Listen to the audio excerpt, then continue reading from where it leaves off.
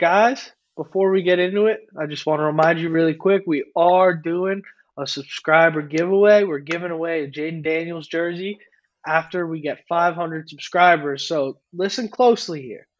To enter, you do need to subscribe, yes. And if you're already a subscriber, you're still eligible. Just send us an email at domandpopgiveaway1@gmail.com. We need your name, your address, and your shirt size. Instructions are also going to be included in the pinned comment. So if listening's not your thing, you're more into reading, it'll be down there as well. So guys, don't forget to do that, please. That's how you got to enter. Yeah, we added a bunch of subscribers this week, so thank you very much. It feels like people are excited about the contest, but we're lacking a bit on the emails. So just remember, in order to enter, we really need you to send us that email so we have your info. And the faster we can get to 500 subs, faster we're going to give away that jersey. So tell your friends. Let's get this thing really rolling. Appreciate all the extra subs this past week. We're getting closer and closer to that goal. We have set a deadline of the season opener, but I got a feeling we're going to smash that. Let's move on. Let's get into the OTAs. Pop wants to do a little OTA recap. Quick 5 things from the OTAs and from the schedule. I guess we're doing 5 for Jayden Daniels. Is this a new That's weekly it. thing, Pop? 5 for number 5? Not every week, but it's a segment. We got a little buy or sell sometimes.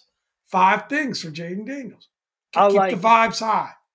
I like it. So number 1 on our list, Jayden Daniels, first practice with the full squad, perfect attendance.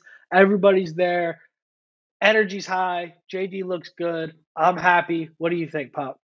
Yeah, all reports, that are coming out. I guess the reporters are only there for day one, but all Yeah. reports coming out are positive. I think we've, talked on and on about how good JD looks, continues to look good. Didn't get like a lot, in terms of highlights that we could see of him throwing. Part of it was he wasn't always with the first team, which is interesting. I'd like to get into that in topic number 2 a little more, so whether or Yeah. not we think that's a good idea or not. But yeah, everything you hear just in terms of footwork, processing, Kingsbury had a press conference, talked about, how impressed he is in terms of how he understands protections, at this stage. So things like that. So by all accounts, we got a good one. Yep. Yeah, agreed. Number 2, number 0, Marcus Mariota taking first team snaps. How do you feel about that, Pop? So apparently, Craig Hoffman, this is Craig Hoffman's report, it said he threw 3 or 4 interceptions. So Yeah. he's going against the first team. Maybe what they're trying to do is build confidence in that first team defense. Interesting. I hope they don't get too cute with this whole situation about Jayden Daniels having to earn a spot. I personally like what the Bears are doing. They just came straight away and say Caleb's number 1. We need to make sure that Jayden's got plenty of time working with the first team, building that rapport with, with our first team receivers, Terry and the like, Jahan. I don't love it, honestly. I don't love Yeah. it. What do you think that the actual chances of Jayden not being week 1 starter are? Not 0. That's why Yeah. Marcus Mariota is wearing the number 0, because that's how many games we're going to see him start this year. 0. I love it. So I love it. I have no interest in that. I don't care. I think it is with Jayden. I think you've got a really high character guy. I'm not worried about upsetting him or not enough work getting put in. I think this is their process. I trust these guys to do what they're going to do. I'm all good with how this is going and what the situation is there. I'm chilling. I'm Yeah, I chilling. guess the logic behind it is a little bit like, let's see what we've got in Jayden for a period of time before we put the weight of that number 1 first team quarterback on him, because let's say he's not ready. Then you've kind of got to demote him. And that would be a much worse way to go. But I just want to make sure that he's getting that time with Yeah. those first team receivers. And they talked about how, which I really like, the fact they were running essentially 2 scrimmages at the same time. So it was the first team versus the third team and the second team versus the fourth team, essentially is how they described this, right? The reporters described it. But Cliff Kingsbury was overworking with Marcus Mariota's group. right? And Tavita was working with, um, I just hope there's not too much of that. Of course, that was for the reporters. There were practices that happened all week where the reporters weren't there, so we don't know how that was Yeah, but divided up. Just hope they don't get too cute with that, right? Dad, let's break this down here. The headline that we're concerned about is that the quarterback's coach was coaching the quarterback. I mean, come on. I don't care. Davita Pritchard's the quarterback's coach. He should be Yeah, they working with watch Jayden film. They Daniels. watch film of the practices, afterwards. I'm But not worried about it. again, I just let's not get too cute with this thing. We all know JD is the guy. We're going to need to kind of just get there sooner than later, I think. I'm not worried about it. Every one of the top five quarterbacks in the NFL right now, the plan was not for them to start week one. So if that eventually becomes what happens with Jayden Daniels, I also don't care. This long term play I here. might need you to do the post game pods on your own if Marcus Mariota's starting, Oh, but not because of injury. They're gonna be 8-minute podcasts. So it's cool. Like we'll cruise. That's why I'm happy is I can get some of my Sunday back. I mean, what would this schedule prediction look like if we assumed he's the starter? 4-13, and we're gonna go get the best tackle in the draft next year, and then we're gonna win the Super Bowl. I mean, he's throwing pickles in his first OTAs. Like it's his job. It's crazy. Look, man, I'm not worried about it. Number 3, early depth chart surprises. Some interesting stuff here. Yeah, some interesting stuff for sure. Frankie Louvu, Bobby Wagner, and Jordan McGee all starting ahead of Jamin Davis. And then you've got Ben St. Juste, Michael Davis, and Mike Sanistro starting above Emmanuel Forbes. You also have Quan Martin and Jeremy Chin at safety ahead of Derek Forrest. Go ahead with your impressions first, Pop. Yeah. Obviously, the headlines are going to be Davis and Forbes, right? The most surprising thing to me is Jamin Davis. The Forbes thing I kind of get, and I'll explain why in a minute. But yeah, Jamin Davis not being with the first team. Now, they did say he was playing a lot of middle linebacker with the second team, which was interesting as well, because that's opposite of what we think, where we think he should be playing. But that was where he was drafted to play. So maybe they're had a different evaluation of him, or maybe they feel like Ron Rivera and crew gave up on that too soon. But that one's interesting, right? It's surprising, to me. But I also think that one might be telling now. Granted, proceed with caution. This is a very first practice in an OTA. By no means is this the starting group. But it is an indicator in my mind, right? I mean, you think as a player getting called out, you've played soccer, I've played soccer, get called out with that starting team, whether it's the first practice or the 10th, there's a certain feeling that goes with that. Oh, There's a certain confidence that goes with that. And if you're not called out with the first team, it means something. So I think with Jamin, that's a telling thing because it was a fourth-year vet.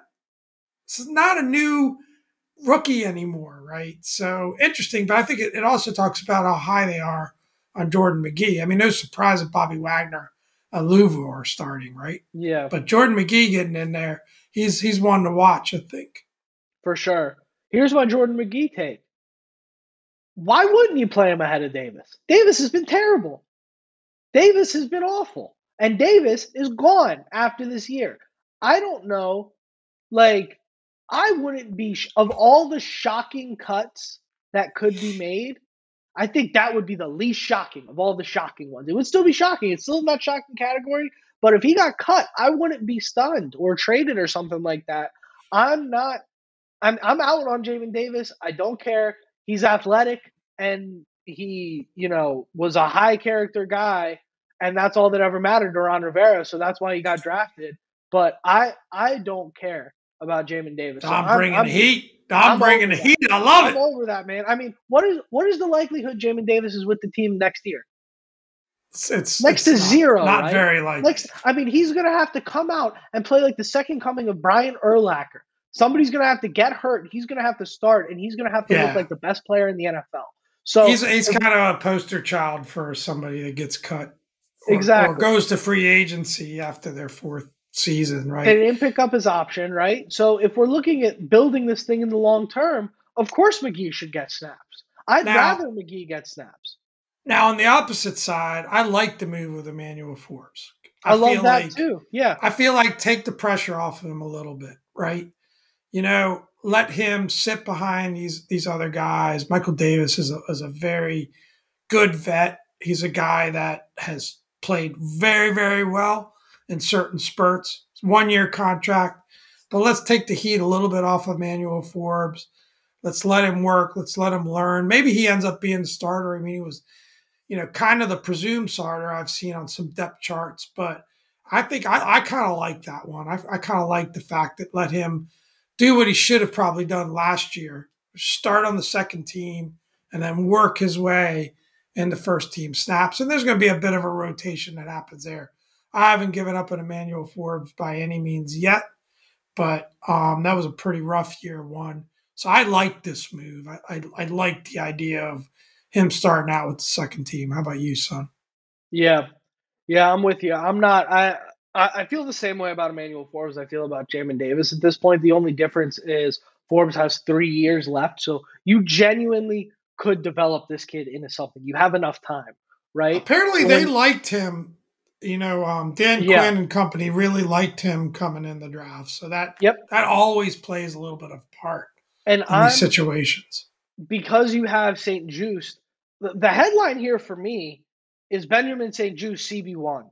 That's the headline for me because that's a guy I tweeted about it to a couple of our peers a few days ago. I think Benjamin St. Juice is the most talented corner on this roster, and I think he actually has potential to be a very good cornerback in the NFL. I really loved what I saw from him in 2022 after we took William Jackson out and him playing on the outside, and when he was playing in an actual scheme, not in a scheme ran by a high school football coach, which was literally who was coaching him last year. So I think if you want to look for a sneaky guy to take a step forward this year, I like Benjamin St. Juste. And the weirdest thing for me out of all of this is Quan Martin, free safety, Jeremy Chin, strong safety, Derek Forrest on the bench. That weirds me out. I don't like that. Well, but I also think that, you've got nickel packages here, right? So I think that if you Sure. look at these, four guys we talked about at cornerback and these three guys we talked about at safety, there's going to be times or some combination of six of those guys are going to be on the field at one time. Yeah. So, and I think Jeremy Chin's someone that's shown they could drop down and almost be in that hybrid linebacker position. Another guy that's been talked about too is the name's escaping me, but the safety that we drafted. Um, Oh yeah, the kid out that of Washington, right? yeah, that he's gotten some early buzz. I would say, sorry, Dominique Washington. They used to call you Dominique at school. And they would Yeah. mispronounce your name, so I should be Dominique able to Hampton. remember Yep. that. But Dominic Hampton's another one of those hybrid safety linebacker types like Chin. So I just don't. I wouldn't be alarmed by that. What I like about it is Quan Martin definitely was surging towards the end of last season. I think potentially this is a kid that is super talented. It might be one that Ron Rivera and company actually got right. So I like the Quan Martin getting a strong look from this new coaching staff part of Yeah. that equation. Yeah, me too. Me too. I think Quan's a great player. So I do like that part of the equation. I just had, for me, I had Quan playing strong, Derek playing free, and then Jeremy Chin in those nickel packages playing that Buffalo nickel kind of situation. However, maybe they're trying to get Jeremy Chin some snaps at strong so that they can disguise. I know that's a big thing for them. They want for you to look at the personnel on the field and have no idea what's going on. So I think There's a that's a reason big it's part of what called the they're trying Dommy to Scouting Report, not the Pop Scouting Report, because that's do. strong, son. I could never, Yeah, I could never spin that out. So I think that's what I got there. That's way too much time on this DB group. Jayden nice. Daniels versus Caleb Williams. There's the good stuff right Number there. four Week out of 8. five. Is that the most exciting matchup of this season? I think without a doubt. Um, the two of them going up, Caleb coming home. So the fact that it's a home game, Yeah, for the that's big too. Commanders, and That's a he's good coming point. home to play that probably the one I got circled on the calendar. Although every time we seem to play the Bears at home ends up being a disaster. Remember, we went to that Monday night game that was absolutely horrific. Case Keenum The came whole out, experience was interception, pretty interception, good interception. until when the game started. Yeah, Case Keenum. Oh, God bless his soul. Uh, but I think that's just so exciting. Definitely I got got that one something for you, circled Pop. on the schedule. I got something for you. I disagree. I actually think Dallas is the most exciting for me. Dallas, yeah, at FedEx, Dan Quinn We getting can to play agree his to whole team. disagree. That's Agree what to the pod's disagree. all about. I got something for you, Pop. Would you rather see? Who do you think? Tell us in the comments.